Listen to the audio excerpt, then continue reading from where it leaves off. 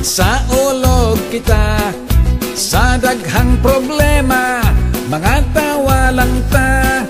Kitang tanan maglipay ning panahon sa Pasko, kay adlaw nga natawhan sa atong Ginoo. Pork barrel Pasko, dunay mga pobre, way kwarta, way regalo, sila mo diskarte. Sila kuno mag-shopping, sa mall mag-istambay, kay dito air condition magpabugnaw lang di ay. Magkuyog ta manaygon sa mga NGO, kay ang mga pork barrel tua kuno dito. Kwarta atong bawion ug atong bahinon, ang mga pork barrel nga milyon-milyon. Kwartang milyon-milyon.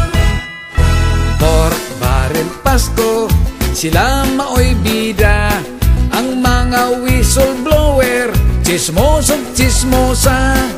Hinaot karong Paskuha, magkahiusa sila, aron dunay kalinaw ang pinanggang nasudta.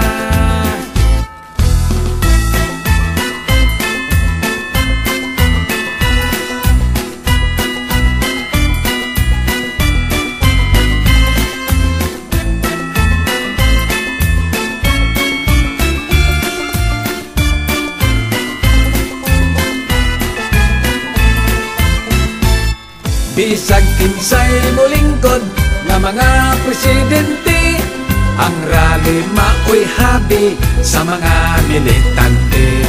Doon na kunoy korupsyon, mga anomaly, may pagmanaygon mo sa Pasko sa Desembre. Aron mo alegre.